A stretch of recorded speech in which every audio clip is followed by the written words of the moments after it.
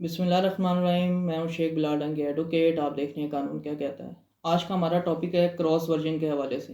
ہم اکثر دیکھتے ہیں کہ کہیں لڑائی جھگڑا ہو جاتا ہے، کبھی کبھی مسلط بھی کر دیا جاتا ہے ہم پہ، تو اس میں ایک پارٹی بھاگ کے فوراً جا کے تھانے میں اپلیکیشن دیتی ہے اور جا کے ایف آئی آر کٹا دیتی ہے۔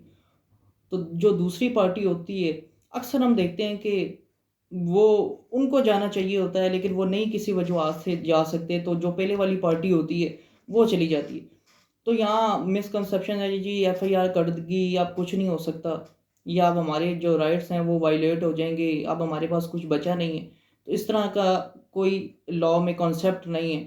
لا آپ کو بھی رائٹ دیتا ہے کہ اگر آپ کے ساتھ بھی کوئی زیادتی ہوئی ہے تو اس کے اوپر بھی آپ اپنا ورژن ریکارڈ کروا سکتے ہیں۔ پہلے قانون یہ تھا کہ جی ایک ہی وقوعے کی دو دو تین تین ایف آئی آر ہو جاتی تھیں۔ پھر 2018 میں آنریبل سپریم کورٹ نے اس کے اوپر گردن لگائی، انہوں نے کہا نہیں جی اگر ایک وقوعہ ہے اس کی ایک ایف آئی آر ہو، اور اگر اس سے کچھ زیادہ آپ کروانا چاہ رہے ہیں، کوئی دوسری پارٹی اپنا کوئی ورژن ریکارڈ کروانا چاہ رہی ہے تو وہ صرف اس میں آ کے اپنا ورژن ریکارڈ کروائے گی، اس میں ایف آئی آر نہیں ہوگی۔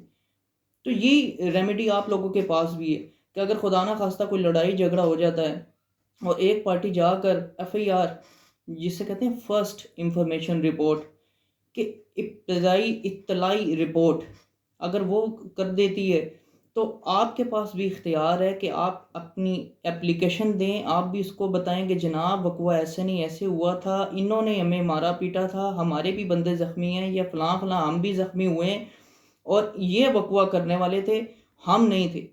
تو اس میں آپ کا ورژن بھی ریکارڈ ہوگا۔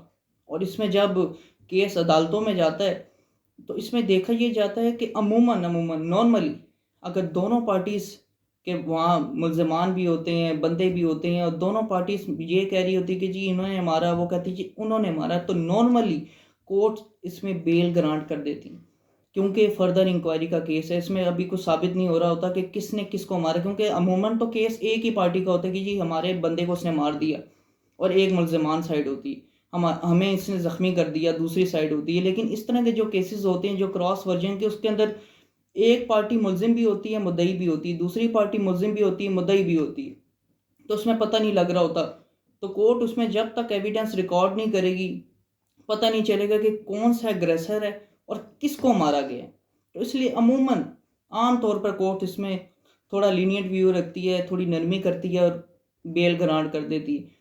پھر اس میں شہادتیں ہوتی ہیں، اور اس میں بھی عموماً ہم یہ بھی دیکھتے ہیں کہ جی اگر صرف سنگل کوئی کیس ہے اور دوسری سائڈ سے کوئی کراس کیس نہیں ہے اور وہ ملزمان سائڈ ہیں تو پھر شاید تھوڑی کورٹ سختی دکھاتی ہے۔ لیکن اب دوسری سائڈ بھی ملزم سائڈ بھی ہے، مدعی سائڈ بھی ہے، تو پھر کورٹ تھوڑا نرمی دکھائے گی۔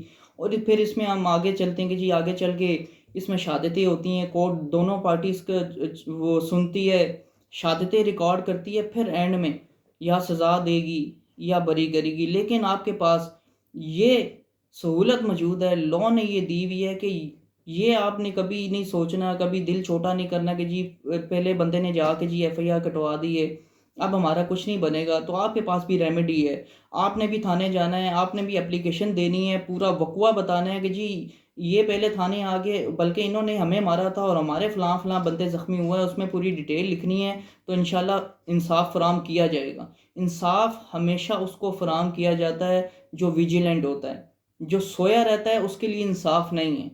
انصاف صرف اس کی مدد کرتا ہے، قانون اس کی مدد کرتا ہے کہ جو ہوشیار ہے، جسے اپنے رائٹس کا پتہ ہے، جس کو پتہ ہے کہ اگر کوئی اوفینس ہو گیا، اس کے ساتھ کوئی برا کام ہو گیا، تو اس نے اس سے قانونی طور پہ اس نے کیسے نبڑنا ہے، دوسرے کو کیسے اس نے اس کا سدباب کرنا ہے، کیا ریمیڈی اس نے اویل کرنی ہے، یہ چیز آپ نے دیکھنی ہے۔